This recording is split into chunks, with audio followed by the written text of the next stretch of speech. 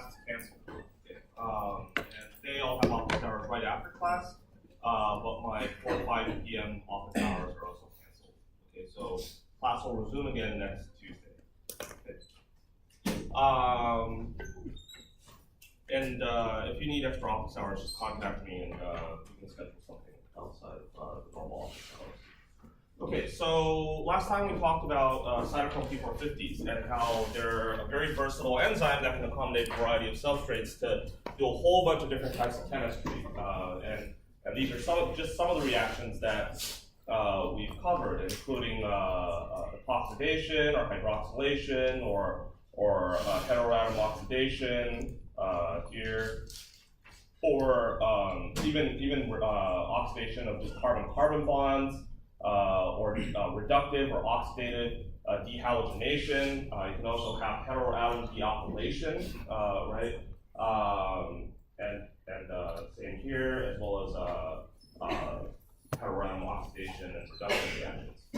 So really a really diverse array of reactions that you can use for cytochrome P450s. And this is all part of phase 1 metabolism, where you're taking a hydrophobic chemical and putting on a slightly polar handle onto it. And again, this is not going to be necessarily sufficient. Sometimes it is, but probably not sufficient to make it excretable into the urine or the bile. We talked about one of these bioactivation reactions so far with cytochrome P450-2E1, where this cytochrome P450 in particular can be induced by ethanol consumption, and in fact, CYP2E1 metabolizes ethanol, but it also produces the expression of this. And if you take acetaminophen after that, this can actually oxidize this into a quinone imine here, which can then further undergo metabolism by NADPH cytochrome P450 reductase. That's the enzyme that usually provides electrons to cytochrome P450s. That can actually turn this into a semiquinone radical. Radicals are always going to be bad. Those are going to bind to proteins and cause DNA damage. But also, this can revert back by taking molecular oxygen back to the semiquinone imine, and then this can cycle back and forth, creating kind of the toxic metabolite that can cause protein and DNA damage. And in addition to that, that process of reconverting this back into the quinone imine happens through taking oxygen and then turning it into superoxide, which can degenerate into hydroxyl radicals, which can cause lipid peroxidation. So this is a mechanism through which acetaminophen can be very, very hepatotoxic, especially if you take acetaminophen after you've had alcohol, so that you're inducing the expression of this CYP2E1. So this can eventually lead to hepatocellular necrosis or cell death and liver damage.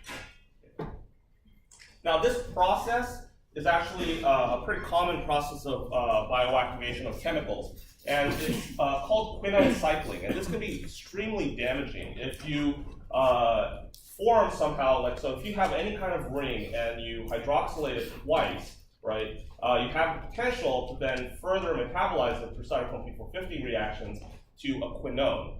Okay? And once you form a quinone, you can undergo this quinone cycling through NADPH cytochrome P450 reductase to the semiquinone radical, which then goes back through reaction with oxygen back to the quinone, and so you're constantly going through the cycle where you're spewing out a whole bunch of oxidative stress.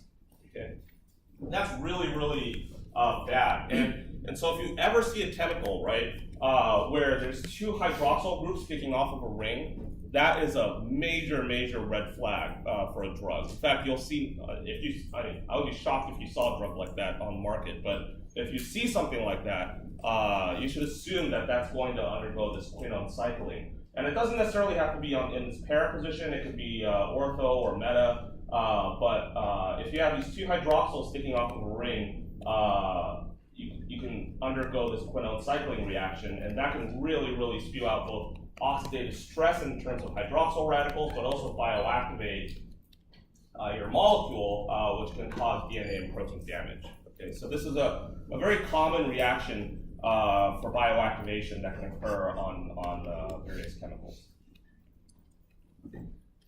And why is this bad? Just to remind you, forming electrophiles, either direct oxidative stress like hydroxyl radicals, or these microacceptors, or these radicals, are all bad because electrophiles can react with nucleophiles on proteins like serines, lysines, and cysteines, which are amino acids that have nucleophilic head groups, or nucleophilic head groups on DNA like purines and pyrimidines, which can form DNA adducts, and if it's not repaired, cause DNA mutations. Okay. So, just to finish up the cytochrome P450 section, there are also other mechanisms of bioactivation, and these are pretty specific ones that you don't necessarily have to memorize. These are more the ones that you'll have to really know for the exams are ones that are kind of more generic. But for example, for nitrosamine, one way they can bioactivate that, so nitrosamines are found in tobacco smoke, but also can be found in beer, fish, and meats and cheeses that use nitrite as a preservative. So this is the structure of nitrosamine here, and again, this is found in a lot of different foods that are being preserved, and you can bioactivate this first by hydroxylating this carbon here, which can then rearrange to kick this out to form formaldehyde, which is toxic in itself, but also to form this carbocation, which is also potentially electrophilic and bioactivated. With ethyl carbamate, you can also further bioactivate this. So ethyl carbamate is a byproduct found in alcoholic beverages, and it basically takes urea and ethanol and condenses it to form ethyl carbamate. And this is an unusual reaction, but CYP2E1 can actually directly oxidize this carbon-carbon bond to form this vinyl carbamate, and then you can undergo another reaction with CYP2E1 to form an epoxide here. And that epoxide is now electrophilic, and you can get addition through DNA or cysteine here to attack this carbon, open up this ring, and form adducts on proteins in DNA. And so, in fact, the levels of ethyl carbamate are tightly regulated, and so in 1988, the US started regulating the levels of this down to 15 parts per billion, and for stronger alcoholic drinks down to less than 125 parts per billion. So this is just a common bioactivation reaction, but just keep in mind, one of the arsenals that you can use to bioactivate something is that you can actually directly oxidize a carbon-carbon bond and then form an epoxide. Okay, the most abundant and non-inducible cytochrome P450 is CYP3A4. So this is like orders of magnitude more highly expressed than any other cytochrome P450. And it also has probably the biggest, this is inducible. This has the biggest substrate specificity profile. So it can really just work on practically any chemical, and it's by far the most abundant cytochrome P450 in the liver. And a lot of cytochrome P450s can actually be induced, and we'll talk about the mechanisms of transcriptional induction by various hydrophobic chemicals that combine with certain transcription factors to induce the expression of things like cytochrome P450. So polycyclic biphenyls or DDT or a lot of different drugs can induce the expression of CYP3A4. Sorry, I shouldn't have said this is not inducible. This is inducible. Okay, so some other mechanisms of bioactivation by cytochrome P450s. So let's talk about some of these chlorinated or halogenated compounds. So halothane was originally used as an inhalational general anesthetic, but it turned out that this caused severe liver injury, and it also caused hepatitis, which is basically an autoimmune reaction against your liver. And so it was largely replaced by other anesthetics like isoflurane and sevoflurane, which actually also suffer similar kind of toxicities too, but a little bit less toxic than halothane itself. Okay, so this is the structure of halothane. This is a highly halogenated compound, right? So first of all, it can undergo two separate pathways for bioactivation. It can undergo reductive dehalogenation, so you can remove one of the bromines here, form this radical. That radical in itself is electrophilic, and so you can potentially bioactivate. This is bioactivated in itself and can bind to proteins. This can also react with lipids, and we'll talk about that in subsequent lectures. It can actually extract protons from lipids, oxidize lipids, and destroy the plasma membrane.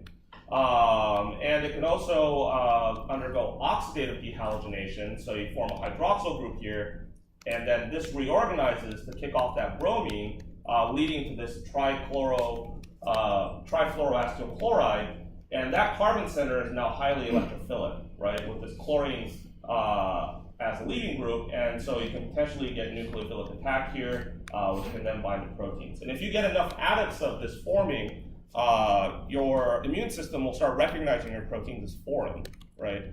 And your immune system will start attacking the endogenous proteins in your liver because it's got bioactivated in the liver and cause hepatitis. Okay. Does anyone have any questions about that? Okay, so you can undergo either reductive dehalogenation to form this radical, or you can get oxidative dehalogenation by first hydroxylating this and then kicking off the bromine, leading to this bioactivated electrophile. Okay, another polychlorinated compound is carbon tetrachloride, which is an extremely toxic hepatotoxin. Carbon tetrachloride was actually heavily used in the dry cleaning industry as a cleaning agent and also in fire extinguishers, but it's basically banned now. You can't find carbon tetrachloride. It was banned in the 1970s. And again, it's one of the really most potent hepatotoxins out there. In fact, carbon tetrachloride is used as an animal model now to induce liver injury and liver fibrosis and liver damage. And it was replaced by another pretty carcinogenic product, tetrachloroethylene, which is not really that much safer than carbon tetrachloride. Okay, so carbon tetrachloride can be bioactivated by cytochrome P450s through reductive dehalogenation.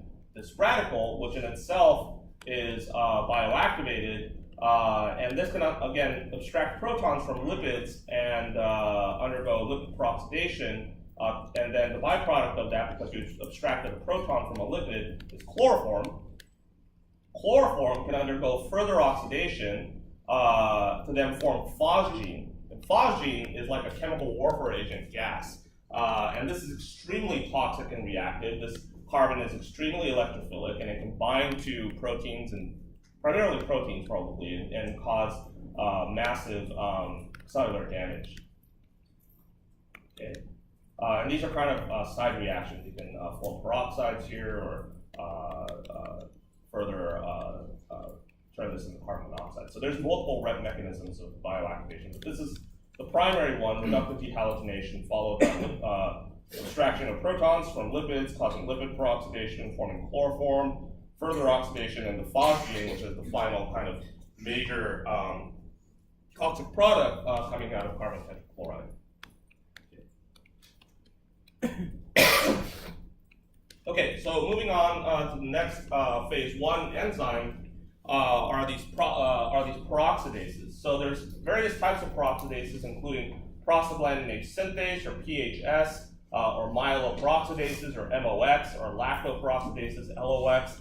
You can use these kind of interchangeably. They basically all do the same thing, but they just have slightly different tissue expression differences. So PHS is primarily expressed in brain, lung, kidney, GI tract, and urinary bladder, whereas myeloperoxidases are primarily in leukocytes, and lactoperoxidases are in mammary glands. These enzymes do very similar chemistry to cytochrome P450s, but the mechanism is just a little bit different. But basically, most of the reactions coordinated by these peroxidases are oxidation reactions, and the substrates are basically the same as those of cytochrome P450s, which encompasses practically everything. Okay. The mechanism for these peroxidases is through co-oxidation. So they basically oxidize one substrate and transfer the peroxide formed on one substrate to another substrate. So co-oxidizes two substrates. And in most of these cases, it's oxidizing the endogenous substrate and then coordinating that with the oxidation of another substrate, which can turn out to be your chemical. And so this is one example of that with prostaglandin synthase. Prostaglandin synthase, the endogenous function of this is actually to oxidize arachidonic acid, which is a fatty acid found in our body, and it forms a peroxide here to eventually form prostaglandins, which are these pro-inflammatory lipid signaling molecules that cause inflammation. And in fact, one of these, prostaglandin E2, is why you get fever when you have an infection. Prostaglandin E2 levels go up through the oxidation of arachidonic acid to form these oxidized versions of arachidonic acid. So this is a natural occurrence, and it's part of the inflammatory process. And you form these peroxides, and then you undergo co-oxidation. So at this step, once you form a peroxide on arachidonic acid, it takes a substrate and co-oxidizes that substrate, leading to this a reduced form of peroxide on arachidonic acid. Okay. And you can use this kind of chemistry to oxidize a whole bunch of different types of chemicals. So this is one example here where you can take, for example, benzene, which is a very toxic, carcinogenic solvent. Again, this is the chemical that's found kind of in the ground and soil all around the Bay Area, and that's why you have a lot of those signs that say this area has highly carcinogenic chemicals that can cause birth defects and immunosuppression and stuff. The reason for that is because benzene is still leaching out of our ground into the air. And this thing is a potent carcinogen. And it targets various organs, including liver, kidney, lung, and heart. And you can actually still be exposed to this from exhaust from cars and industrial emissions, and also vapors from glues, paints, furniture, wax, detergents. So benzene is very, very simple, right? It's just a ring. But it can undergo oxidation by cytochrome P450s. It can undergo further oxidation to form this hydroquinone. And remember, 2 hydroxyl groups on a ring is bad, right? Hydroquinone can then get transported into the bone marrow, where through the PHS enzyme that we just talked about, the peroxidase, you can actually form this phenoxy radical, and this can subsequently undergo quinone cycling and lead to DNA binding and protein binding and bone marrow suppression. And this can eventually lead to leukemia, which is basically the cancer that benzene is associated with. Okay, so this is just a simple oxidation reaction of this hydroquinone.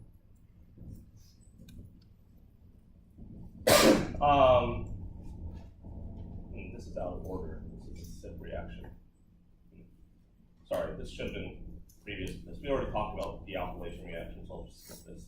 Okay, another phase 1 enzyme. So basically you can use peroxidases, and if you want to use one generically, I would probably use PHS because it's most widely expressed across most tissues. You can basically use PHS or cytochrome P450s to do the same thing, hydroxylate, form epoxides, heteroatom oxidation, right? It's basically do the same thing with PHS that you can do with CYPs. Another enzyme in phase 1 metabolism is called flavin-containing monooxygenases, or FMOs. Okay, you can abbreviate this as FMO. And again, this does oxidation reactions, but only on heteroatoms. Okay, so nitrogen, sulfur, phosphorus. It cannot oxidize carbon centers. Okay. So again, you can use it for various reactions that cytochrome P450s can do, but specifically as it relates to oxidation of heteroatoms. FMOs are not inducible and can be inhibited by their substrates, and they're located in a variety of tissues, including liver, kidney, and lung. And the catalytic cycle of this, which you don't really have to know, is basically transfer of electrons through these various cofactors, flavin monooxygenase and flavin adenine dinucleotide, where it takes NADPH as a source of electrons, reduces FAD to FADH2, binds molecular oxygen to form the peroxide of FADH, at which point it can take on a substrate and oxidize the substrate, and then eventually regenerate the enzyme. Okay. So it's basically transferring electrons from NADPH to FAD, and then forming a peroxide, which then oxidizes its substrate, then regenerate the enzyme.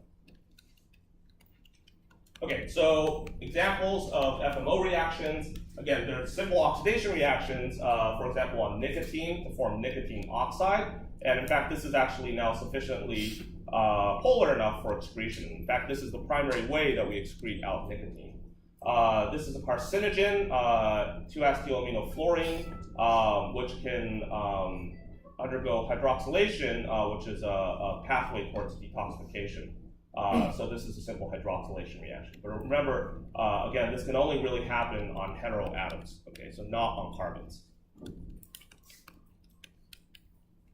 One potential way that you can bioactivate chemicals through FMO is, for example, if you oxidize thiobenzamide, which is a carcinogen, and then this can further undergo rearrangement to form this oxythyrene ring, and this is highly electrophilic and strained, and this can undergo addition by amino acids like cysteines or lysines to form covalent bonds on proteins. You can also further oxidize this to dioxide here, and this is also highly reactive and can form covalent bonds with proteins. Okay. So again, these are just simple oxidation reactions that FMO can catalyze on heteroatoms. Okay. All right, so another phase 1 enzyme, and this I think is the last one, is epoxide hydrolase. And this one is incredibly important because it's a major antioxidant response pathway that can detoxify electrophiles, specifically epoxides. Okay? And there's a variety of different types of epoxide hydrolases, which you don't really have to know, but they all basically do the same thing. They open up epoxides into diols. Okay? And they can work on both alkene epoxides and also arginine epoxides, so those are epoxides on rings that can form during cytochrome P450 or PHS reactions. Okay. And epoxide hydrolases are basically found in every tissue, and it's very simple. Sorry, this A should not be there. I should really replace this. It's just a carbon bond. I don't know how that ended up there. So you can take an epoxide, right? An epoxide hydrolase can open it up into a diol. Okay. Or you can take an epoxide on a ring, and you can open that up into a diol. And at that point, you've now detoxified your chemical, right? Because it's no longer electrophilic in this form. Does that make sense? And so epoxide hydrolase is actually induced whenever our bodies encounter any kind of oxidative stress. It's part of the programming in our bodies to actually induce the expression of epoxide hydrolase along with a whole bunch of other enzymes that we'll talk about that are involved in combating oxidative stress and detoxifying oxidants like epoxides. Okay, the catalytic mechanism of this is like any other catalytic enzyme. In this case, this has a catalytic triad here that forms a charge network between glutamic acid versus histidine, which is a base which pulls charge away from this aspartic acid. Aspartic acid is the catalytic nucleophile that attacks your epoxide, forming this tetrahydral intermediate here, and then water can come in and then reactivate your enzyme, kicking out your covalent modified adduct on the aspartic acid, leading to your diol and a reactivated enzyme. Okay. This is actually how, for those of you interested in biochemistry and enzymology, most enzymes act through this kind of charge relay mechanism, either through a dyad with histidine and some nucleophile, or with an acid pulling charge away from the base and pulling charge away from your nucleophilic active site. Okay, so epoxides, again, are often produced during cytochrome P450 reactions, and EH primarily acts as a detoxification pathway for detoxifying epoxides by opening them up and forming diols. Okay? But in very rare cases, epoxide hydrolases can also lead to bioactivation. Again, EH is a highly inducible enzyme, and things that can induce them are things like oxidative stress or any kind of electrophile can induce the expression of epoxide hydrolase. Also very hydrophobic compounds like polycyclic hydrocarbons and dioxin like TCPD, or it's supposed to be TCPD, can induce the expression of EH. These are also antioxidants that actually act as antioxidants through causing oxidative stress, which then causes epoxide hydrolase to be induced, which gives it its antioxidant properties. And this is part of the general programming that we'll talk about in a few lectures of our general antioxidant defense. This is our major defense mechanism against the variety of electrophiles that we're constantly forming in our bodies, and we combat them by both epoxide hydrolase, which deals with epoxides, as well as things like glutathione transferase, glutathione reductases. Quinone reductases are what combat those quinones that we form that undergo quinone cycling. If you didn't have things like quinone reductases, they'll just constantly spew out oxidative stress. So things like quinone reductases can detoxify those, and then our epoxide hydrolase. Okay, so what's a major example of how epoxide hydrolase can be used for bioactivation? So we talked about this in the first lecture already, but benzopyrene is a polycyclic aromatic hydrocarbon that is very commonly found in various types of charbroiled meats, tobacco smoke, coal tar. So if you grill a hamburger, you're going to be eating a whole bunch of benzopyrene. Okay? But originally it was discovered because Percival Pott recognized in the 1700s that a lot of chimney sweeps were getting scrotal cancer, and it seemed like the reason for that was because they weren't washing their hands. And so they had a whole bunch of soot on their hands that was full of benzopyrene, and all they had to do was wash their hands, and the incidence of scrotal cancer among chimney sweeps basically went to zero. And it turned out that benzopyrene is a highly potent carcinogen that can be bioactivated. Okay, so how does that occur? So I would say up front that there's no way that you could have figured this out, like, just kind of theoretically. Like, you had to, basically, they had to figure this out experimentally, that this was in fact the bioactivation pathway and that this was the ultimate carcinogen. You couldn't just, I would never give this to you on an exam and say that you have to figure this really super complicated pathway out for bioactivation.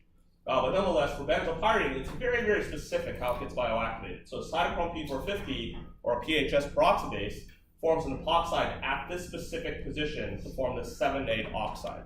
Okay. And then epoxide hydrolase opens up that ring to form this diol. Okay. And then it undergoes another oxidation to form another epoxide here to now form this 9,10 epoxide 7A dihydrodiol. Okay. Now this is your ultimate carcinogen. What I mean by ultimate carcinogen is, well, other epoxides might still be potentially carcinogenic. This is the primary carcinogenic metabolite. So this is really if you took DNA and cooked it with benzopyrene and a bunch of enzymes, this is the primary thing that causes DNA adducts. Okay. And this carbon center is again electrophilic, and so DNA can attack, forming a DNA benzopyrene guanine adduct on DNA. Okay.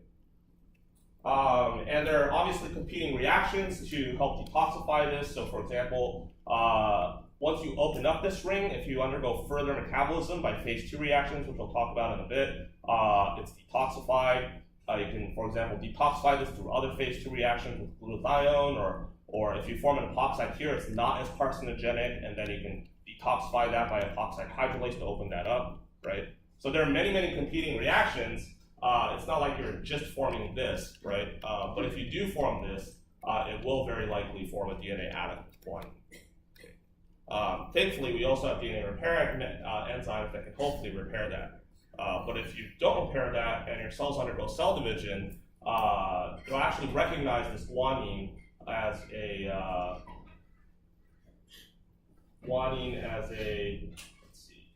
adenine, okay? And when it goes to replicate the DNA again, it'll instead replace it with a T, and so then it'll become permanent. Okay?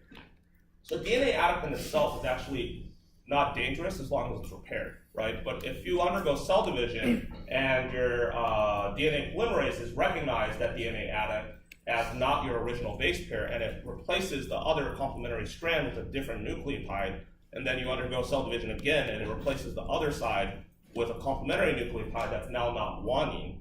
Now that mutation is now permanent, right? And it's encoded into your DNA of that cell. Does that make sense? So if you isolate a variety of cancers, for example, if you took lung cancers from people who are smokers, and you looked at the specific mutation within this oncogene called KRAS, or this tumor suppressor called P53, you'll find that guanine is oftentimes mutated to a T. And that is primarily probably through benzopyrene adducts on this guanine, leading to this mutation to a T nucleotide. Okay.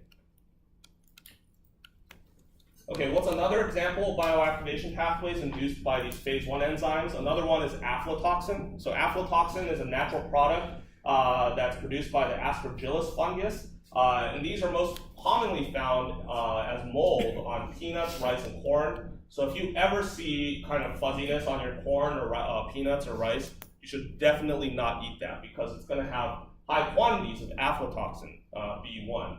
And aflatoxin B1 is one of the most potent liver carcinogens out there. It's a highly, highly mutagenic molecule. Okay? It all comes from this Aspergillus fungus. So how is it bioactivated? In this case, it's very simple. So this is the structure of aflatoxin. It has this double bond here. For cytochrome P450 or PHS reactions, you form this epoxide. That's the ultimate carcinogen. Okay, and that can undergo DNA formations with guanine and form DNA adducts. And unless you repair that, that's going to turn into a permanent mutation. Okay. But you can easily detoxify that through epoxide hydrolase to form this diol, in which case it's no longer carcinogenic. Okay. Any questions about that? So in general, one thing to kind of consider, and it's certainly not a hard set rule, what forms a DNA adduct versus a protein adduct, right? It's not always quite clear. But oftentimes when you have these polycyclic compounds that are planar, okay, and this was certainly the case with this benzopyrene oxide here. It's highly polycyclic and planar, right? Those compounds will tend to interpolate between the base pairs of DNA and form DNA adducts there, okay, as opposed to protein adducts. Whereas more polar or smaller molecules that are not necessarily polycyclic and planar like this are probably more likely to form protein adducts. But you won't have to distinguish that, and in fact, it's kind of impossible to figure that out quantitatively. But in general, it's the general rule that if you have these planar polycyclic compounds, they'll pi stack with DNA base pairs and interpolate in between them, and then they'll encounter the nucleophilic head group of the nucleotide and then form this covalent adduct. Okay. All right, so final phase 1 reaction, sorry, the epoxide hydrolase is not the final one, are carboxyl esterases. Okay, and this is another phase 1 enzyme, and this is basically a hydrolytic enzyme, and it can take any ester, okay, and hydrolyze it to basically the carboxylic acid and also the free alcohol here. Okay. Many drugs have carboxyl esters. In fact, a lot of drugs are actually provided as prodrugs that have a carboxyl ester that has to be activated into the active drug ingredient through carboxyl esterases. And so Delapril, which is an antihypertensive drug, its structure looks like this. This one is detoxified by carboxyl esterases by cleaving this carboxyl ester group here. So if you incorporate in a carboxyl ester into your drug, that's very likely going to be very purposeful because any carboxyl ester going into your body will get immediately hydrolyzed by various esterases, including carboxyl esterases. Procaine is an anesthetic, has a carboxyl ester here, which can be hydrolyzed by carboxyl esterase into the acid and the alcohol. Okay. And the catalytic mechanism here is very similar to that of epoxide hydrolase, but instead of a catalytic triad that consists of a ascorbic acid here, this is a serine hydrolase. So this has a catalytic serine here. And again, the same thing, you have an acid, glutamic acid, pulling charge away from the histidine, pulling charge away from the serine, making this highly nucleophilic. It then attacks the electrophilic carboxyl ester bond here, forms this tetrahydrointermediate, and then water can attack to kick out the acid, and then reactivate your enzyme back to the free hydroxyl. Okay. All right, so just to reiterate, why do we care again about various reactive electrophiles that we form for phase 1 metabolism, right? And it's because both DNA, right, are chock full of nucleophiles and certainly forming DNA adducts and causing DNA mutations is bad. I would say though that, toxicologists, the one thing that we've become good at over the last several decades is weeding out mutagens. Okay, so at least as it relates to drug discovery, I can guarantee you that there are no mutagens out that are pharmaceuticals right now. I think the more insidious type of toxicity that we might encounter are things that can potentially cause protein binding. And that's a little bit more tricky to appreciate. And after the midterm, I'll talk about some of the technologies that our lab has been developing to be able to map protein reactivity of various reactive electrophiles. But nonetheless, a lot of nucleophiles in proteins such as serines, cysteines, lysines, threonines. A lot of these are functional nucleophiles within proteins that actually modulate protein function. Those include, for example, catalytic nucleophiles. We actually saw one, serine in carboxylesterase is a catalytic nucleophile, right? You also have regulatory post-translational nucleophiles that can undergo modification to modulate their activity. There are protein-protein interaction nucleophiles that, for example, with cysteines that can undergo cysteine oxidation, or, for example, metal binding sites and so on and so forth. A lot of these nucleophiles in proteins are functional within those proteins. And so if you add those nucleophiles in proteins with some kind of electrophile, you can totally screw up the function of those proteins. And among the various nucleophilic amino acids in biology, probably cysteine is the most important of those. Because cysteine, there's a whole bunch of different types of active cysteines in our proteins. And again, you can have, for example, catalytic cysteines that take place in enzyme catalysis, but there's a whole bunch of other regulatory cysteines that can undergo natural post-translational modifications. So for example, oxidative stress on cysteines can oxidize cysteine. So when we talk about protein oxidation, most often we're talking about cysteine oxidation on proteins. And it can undergo actually multiple cysteine oxidation steps to form sulfenic acid, sulfinic acid, and sulfonic acid, and each one of those can disrupt protein function. Okay, so for example, one example of this is if you are exposed to higher levels of oxidative stress, that can lead to oxidation of a receptor known as epidermal growth factor receptor, or EGFR. EGFR is a highly pro-proliferative receptor signaling pathway, and if you activate that through oxidation of a cysteine through formation of sulfonic acid on EGFR, you can constitutively activate EGFR and start activating cell growth pathways uncontrollably. And things like that can lead to cancer, right? And one of the reasons why general high levels of oxidative stress is considered to be a promoting agent for cancer is that it can actually oxidize a whole bunch of pro-growth pathways and stimulate cell proliferation in addition to things like causing DNA mutations through DNA oxidation.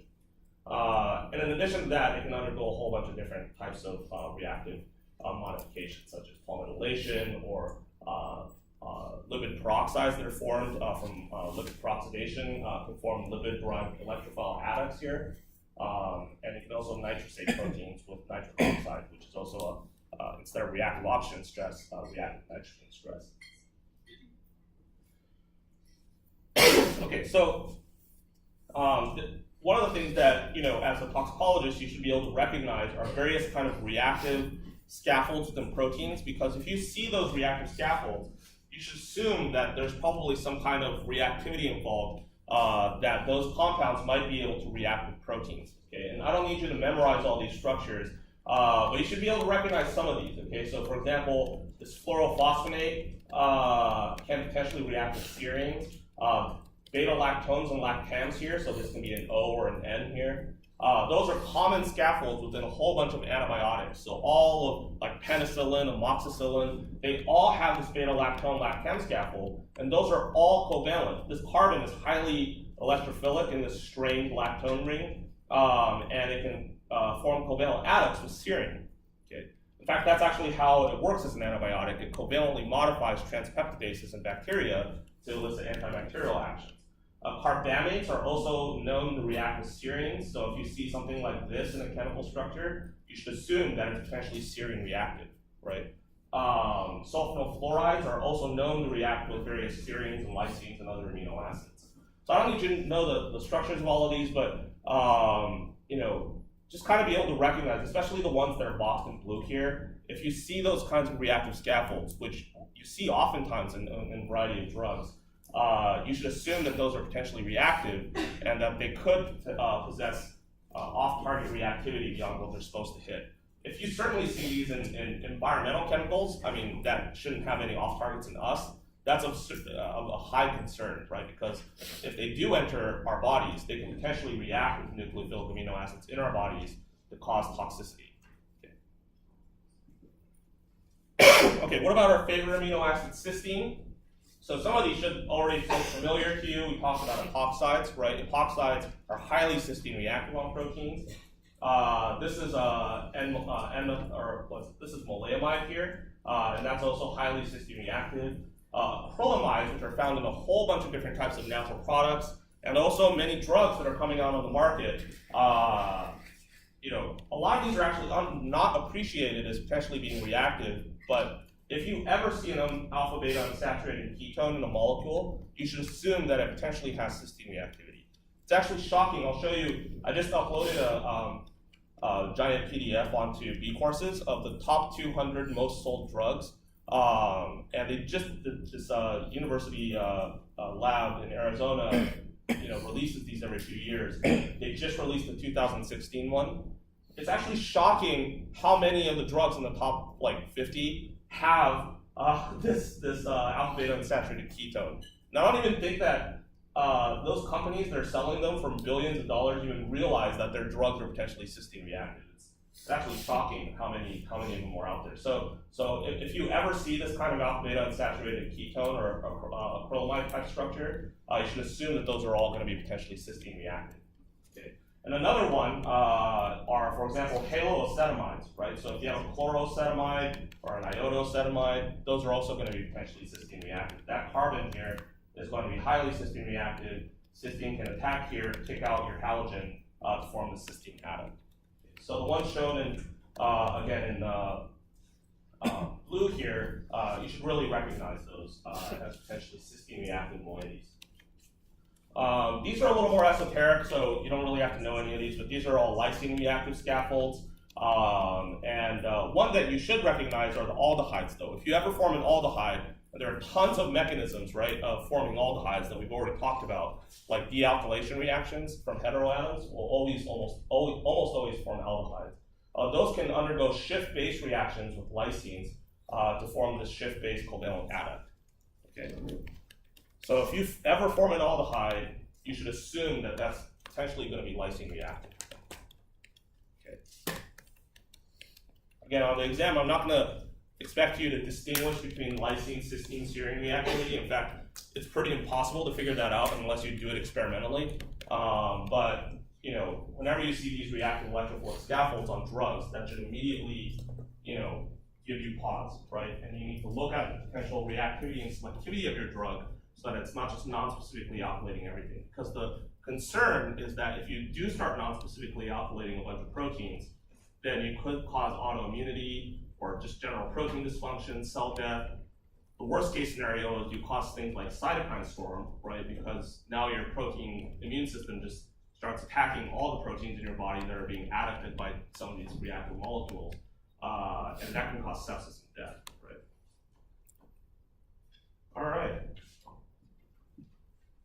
So I want to go through several examples, but before that, I do want to get into phase 2 metabolism and at least go through some of these reactions since we're not going to see each other on Thursday. All right, so now we're going into phase 2 reactions. So all of the reactions we talked about so far are phase 1 reactions. And again, those are just to introduce kind of polar groups on the molecule that are not necessarily polar enough to actually cause excretion of your molecule. So this is where we've ended up so far, right? Phase 1. So you can cause hydroxylation, oxidation, reduction, or dealkylation steps, right? And again, all of that is to really introduce polar groups on here, either hydroxyl groups or oxides like epoxides. So now you have to undergo phase 2 reactions. And the whole purpose of phase 2 reactions is to put on extremely polar groups onto your molecules, okay? So the main ones that you have to know about are sulfation, glucuronidation, and glutathione conjugation. That probably makes up like over 90% of phase 2 metabolites. And then we'll talk about some esoteric ones that you can kind of know, just for kicks in case you run out of ideas on an exam of how to metabolize your molecules. You can throw some of the other more esoteric ones in. But these 3 are really, really the main ones. Okay. So the thing that you have to really, really remember here is that sulfation and glucuronidation of metabolites only happens on nucleophilic substrates. Okay, like primary amines, hydroxyls, secondary amines, thiols. Okay. Glutathione conjugation, though, only happens on electrophilic substrates. Okay. So like an epoxide is an electrophile, right? Glutathione will conjugate onto an electrophile and form this glutathione conjugate. Okay. Does anyone have any questions about that? So if you glutathiolate a hydroxyl group, that is wrong. In fact, I don't even know how you do that because glutathione in itself has a thiol nucleophile on it, so I don't know how you actually form a conjugate there, right? So again, sulfation, glucuronidation happens specifically on nucleophilic substrates. Glutathione conjugation happens on electrophilic substrates. If you take anything away from this, you should take that away from this, okay?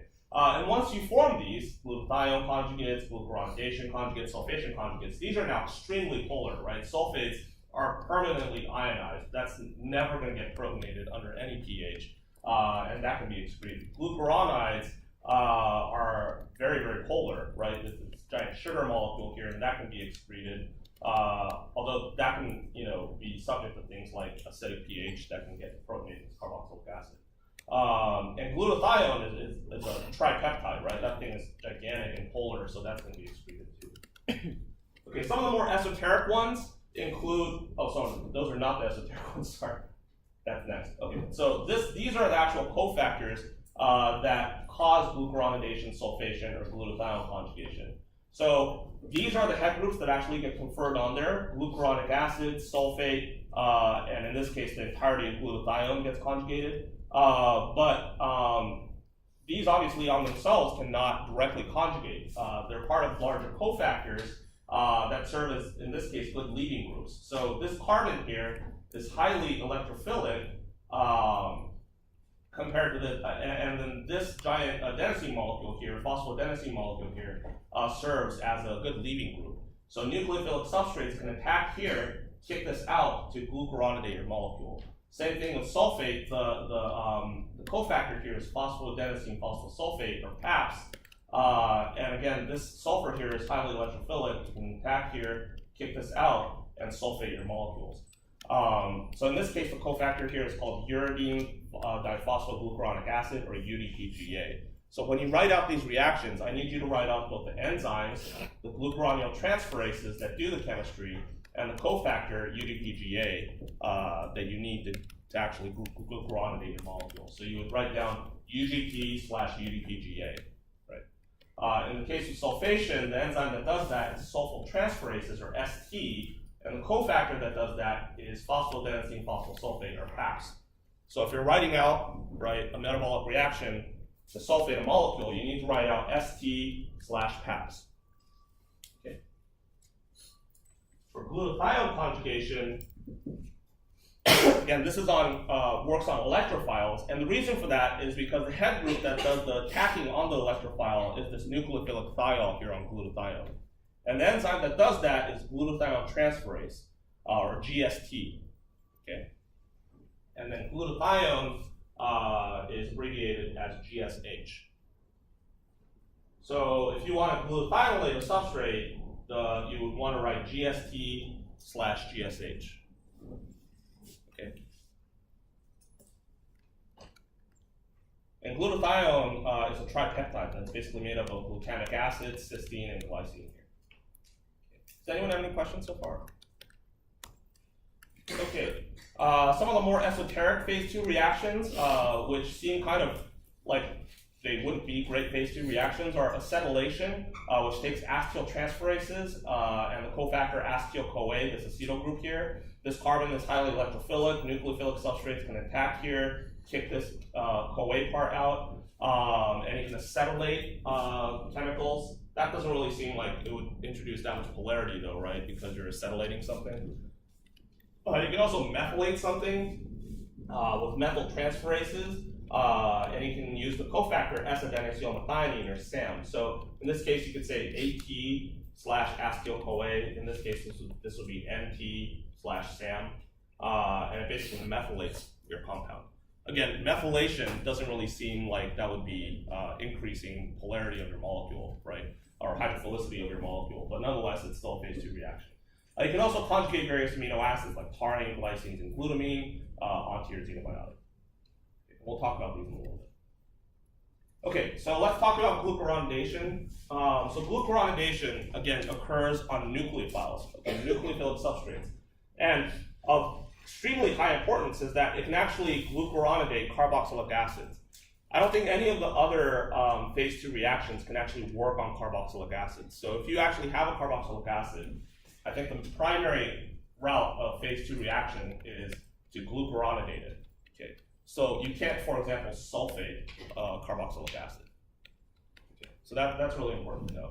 Otherwise, just general electrophiles like hydroxyls, amines, thiols.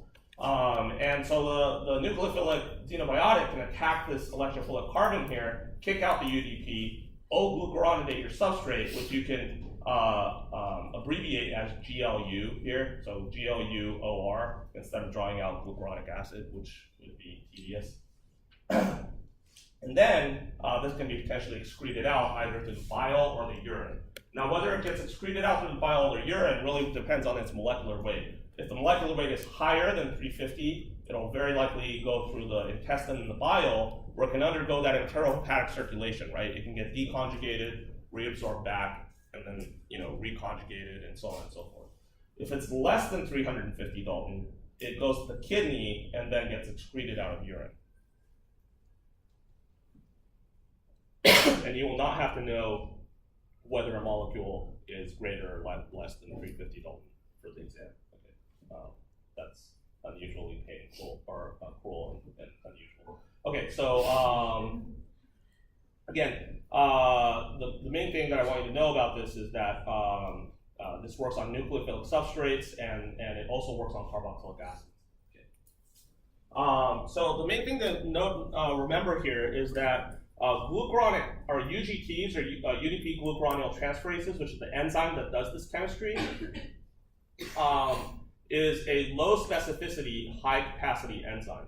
So what I mean by that is that there's tremendous amount of capacity for UDP glucuronidation, okay, but it's not very high affinity for any of the substrates. So if you see a nucleophile, right, like a hydroxyl group or an amine or something, it'll get sulfated first, unless it's a carboxylic acid. Carboxylic acids only get glucuronidated. So if it's a nucleophile that can be sulfated or glucuronidated, it'll get sulfated first because sulfotransferases are higher affinity, but unfortunately they're lower capacity. So you'll sulfate a nucleophile first, but then you'll very likely overwhelm the capacity of sulfotransferases. And if you overwhelm the capacity of sulfotransferases, then you'll start glucuronidating stuff. Okay. So if you're just exposed to a very low dose of a compound, you undergo phasal metabolism, you form a hydroxyl group, very likely you'll just sulfate it and excrete it out in the urine. But if you're exposed to a much larger dose of a chemical, you might overwhelm your sulfotransferases and your ability to sulfate your compound, and then you'll start glucuronidating it. Okay, and so generally sulfation happens, but then it's easily overwhelmed, and then you start undergoing glucuronidation. Does that make sense? And the relevance of that is that glucuronic acid conjugates can undergo enterohepatic circulation. So if you're exposed to a higher dose of a molecule and you start forming more glucuronides, there's a chance that you'll retain your compound for a longer period of time because it'll undergo enterohepatic circulation that you wouldn't have had if you just sulfated your molecule.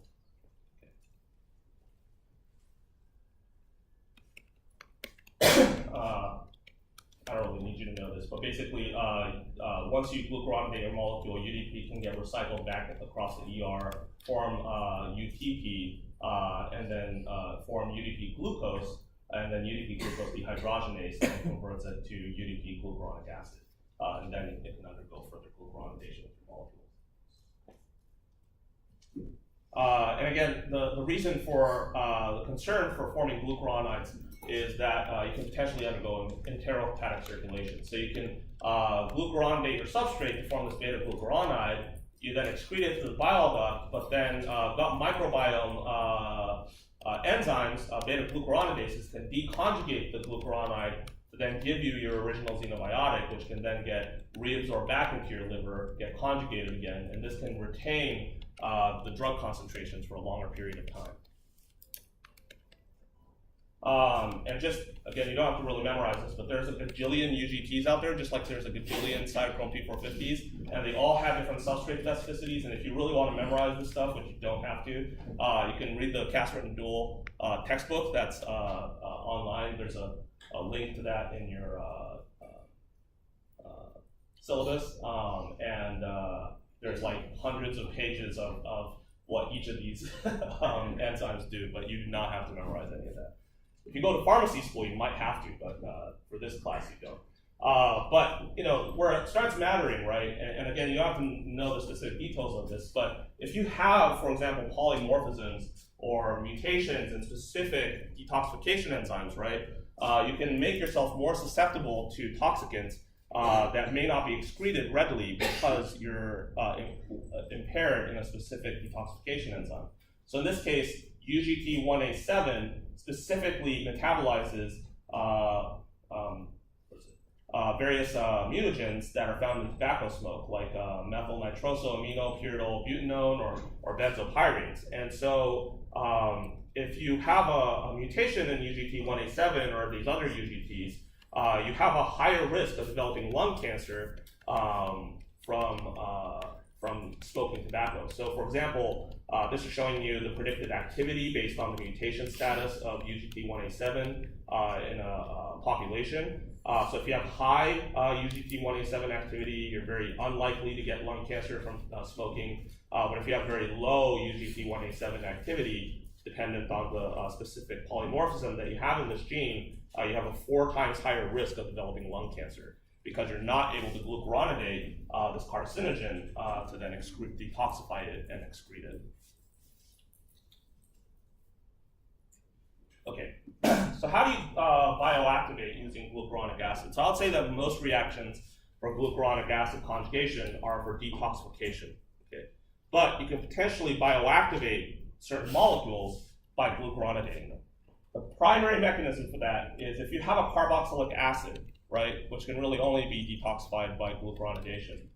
If you glucuronidate a carboxylic acid with UGT and UDPGA, right, this is how you want to write this, then you just formed a highly reactive carbon center with a really good leaving group, right? And so lysine, for example, can attack this carbon here and then kick this out, leading to a covalent atom. So what kind of drugs have carboxylic acids? Like aspirin, ibuprofen, diclofenac. These all have carboxylic acids that can undergo glucuronidation and can be bioactivated, right, on its way to excretion. Any questions about that? All right. Okay, and then just to go through the beginning of sulfation here. Sulfation works, again, on the very similar substrates to glucuronidation. A whole bunch of nucleophiles, right? Hydroxyls, amines, secondary amines, but not carboxylic acids. Okay, so that's a really, really important distinction. If you have a carboxylic acid, don't sulfate it. You want to glucuronidate it. Okay. And the enzyme that does that is sulfyltransferases, and the cofactor that you use for that is phosphoadenosine phosphosulfate. So you want to write ST/PAPS if you want to sulfate something. And then once it's sulfated, this is going to be extremely soluble, and almost all sulfates are really excreted primarily through the urine. And so your nucleophilic substrate can attack the sulfur bond here, kick out your phosphoadenosine, and then lead to sulfation. Okay. And again, just to reiterate this, very likely if you have the chance to either sulfate or glucuronidate, you're going to sulfate first. But sulfation is a low capacity step. So very likely you're going to easily overwhelm sulfyltransferases, and then at higher concentrations, you now start glucuronidating something. So for example, acetaminophen, which has this free hydroxyl group here, at low concentrations, you can just sulfate it and excrete it through your urine. But at higher doses of acetaminophen, you're going to glucuronidate that because you've now overwhelmed the capacity of sulfation, and then you'll excrete that out primarily. I don't know if that's less or greater than 350 Dalton, but through the bile in your urine, I guess. But if it does go through the bile, it can undergo enterohepatic circulation and retain it for a long period of time. All right, so let's go through a few examples.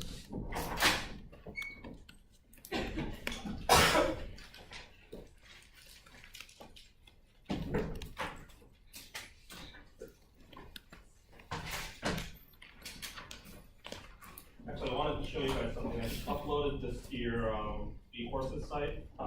This is a really, really cool PDF of the top 200 pharmaceutical drugs out of 2016. And these include biologics too. And you can see what the indications are, how much money it's making. So for example, Humira is an anti-TNF antibody that's very effective for arthritis. This is a biologic. It's making $16 billion from AbbVie. And lenalidomide, which is that teratogen that I talked about, that's now used for cancer, is now number 3, Revlimid, which is making $7 billion from Celgene. And that's the one that caused birth defects and shortened limbs, but it also inhibits angiogenesis. So that's a major blockbuster drug for Celgene. So of interest though, so Advair is a corticosteroid. Oh, you can't see any of this. So Humira here is making $16 billion. This is, I guess, $9 billion for infectious diseases. Ooh, I think this is maybe the Hep C cure that Gilead just released. That's lenalidomide here, the teratogen that also is a cancer therapy, $7 billion for Celgene. These are all biologics. This is, we'll talk about this one as an example today for metabolism. This is Advair. Have any of you heard of Advair? This is used for asthma, and it's 2 drugs combined. This is a beta-adrenergic agonist that relaxes smooth muscles in your respiratory tract. And this is fluticasone. This is a corticosteroid, so it binds glucocorticoid receptors and causes anti-inflammatory and immunosuppressive action. Do you guys see a reactive center in this molecule, by the way? Can anyone point it out? Where is it? Yeah. Is it where you can do the micro addition? Yeah, right here, right? I just realized this like a few weeks ago, and I don't think there's no literature out there suggesting that this is potentially reactive. Everyone says that it's actually through the glucocorticoid receptor, but actually someone in our lab, Brianna Ford, who's in the Moltox program, took dexamethasone, which actually looks very, very similar to this. Basically all the corticosteroids have this microreceptor here. And shockingly enough, after all the years of using corticosteroids and characterizing glucocorticoid receptors, they still don't actually understand exactly how it has its anti-inflammatory activities. We just recently found that this actually binds to a cysteine directly on the nuclear transcription factor, NF-kappa B, to directly inhibit NF-kappa B action, reacting with the cysteine on it. So, right, like stuff like that, right, completely unnoticed, right? But if you took this class, you'd immediately recognize there's a potentially cysteine-reactive microreceptor there, right? And drug companies always talk about, oh, covalent drugs are really, really bad. They can cause non-specific toxicity. But here's a drug that's making $4 billion that's potentially reactive. Right? Look at this one, dimethyl fumarate. You guys see a reactive center in there? I can't believe this is a drug that's making $4 billion for multiple sclerosis. Anyone see a reactive center in that molecule? Yeah. Exactly. So you can add cysteine here or here, right? This is extremely reactive. In fact, my former postdoc advisor, Ben Cravat, he just published a paper showing that this thing has like over 100 different cysteine modifications, of which one of those cysteines actually leads to the immunosuppressive effect. And if you look this up on Wikipedia, the mechanism is unknown. I find it shocking that this simple tiny molecule here is a drug that has this highly reactive center right in the middle of it, right? If you're a toxicologist, you should never approve something like that. Although I guess it is efficacious in making $4 billion, so it's kind of shocking. But anyways, a lot of students say, how do you practice?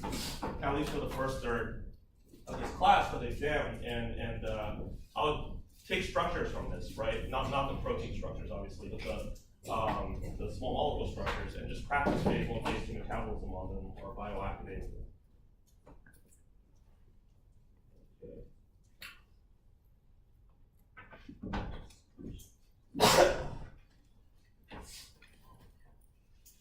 So let's go through Advair. So let's see, one of the drugs here is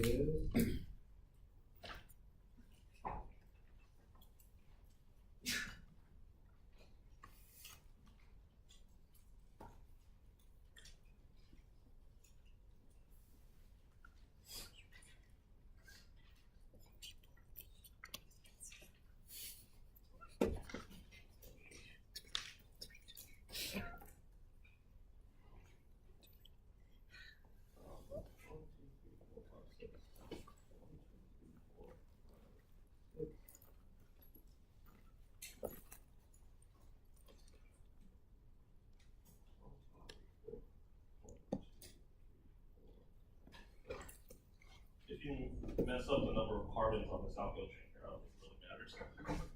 You can always look up the structure here. This is salmeterol.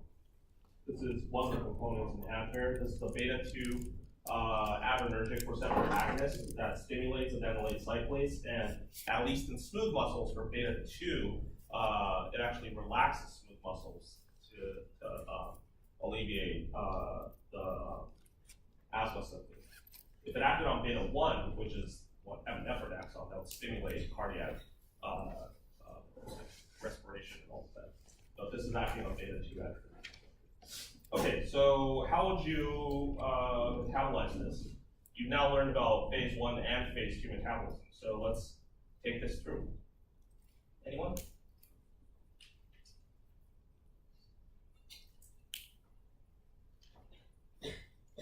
There are 4 phase 1 metabolites, yeah. So you could oxidize the OH group?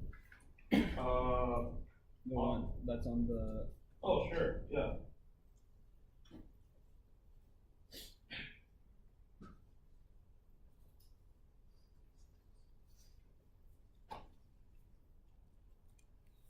And what would you do that with? SIP. Yep, yeah, or you could use PHS for that. Okay, what else? Yeah. You get formalin oxide on the right side. Sure. Close.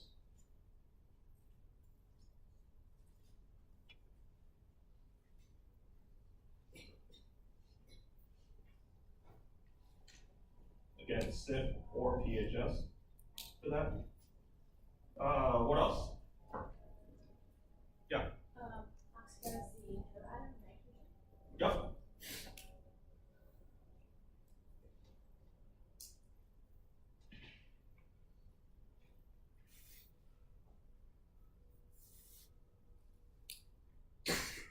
SIP, right?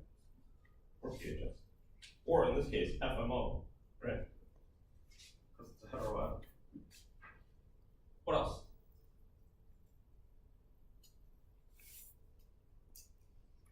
Yeah. Would it be possible to, the OH group coming off the methyl on the benzene ring, would it be possible to like oxidize that to a carboxylic acid?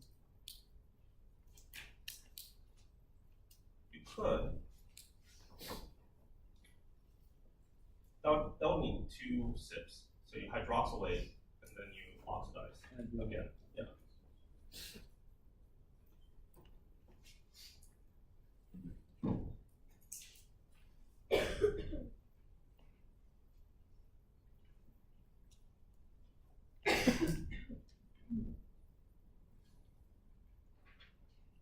Okay. And one more. What else can you do here with the NH group and the neighboring carbon?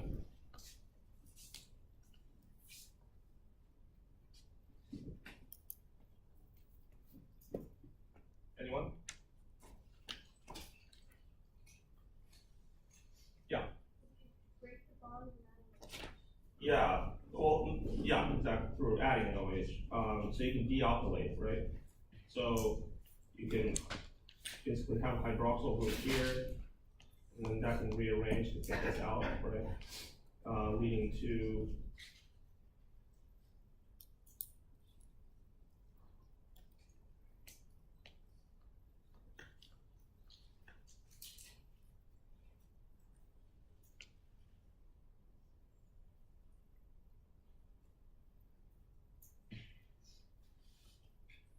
then you just formed an aldehyde, right?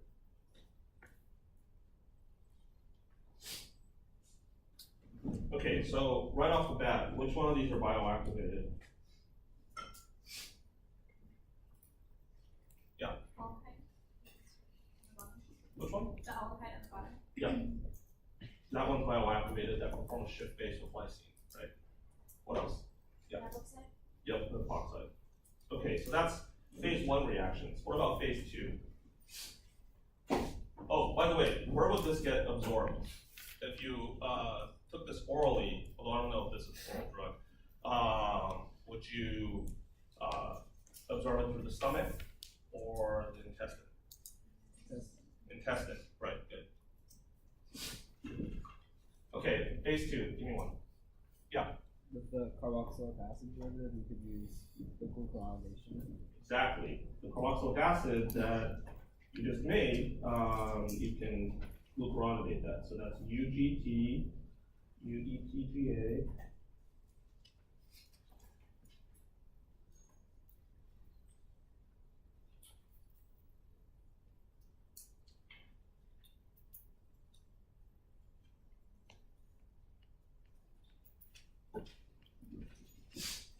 Okay, and in fact, that is like bioactivated, right? We just talked about how if you glucuronidate the carboxylic acid, this carbon center here becomes electrophilic.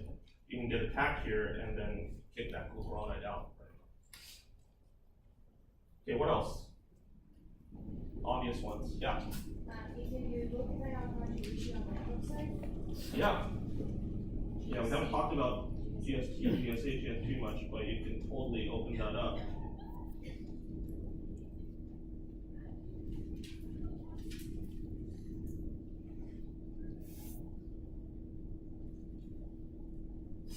And that would be detoxified.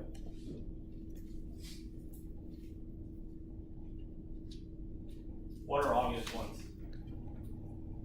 And just to clarify, you don't have to do phase 2 off of phase 1 metabolites. If you already have a polar handle on your original molecule, you can directly do phase 2 off of the original molecule. Does that make sense? What else? Yeah. Sulfation on the carbonyl. Yeah, on any of them. Right. Yeah. Let's see. So sulfyltransferase and PAPs. Let's sulfate.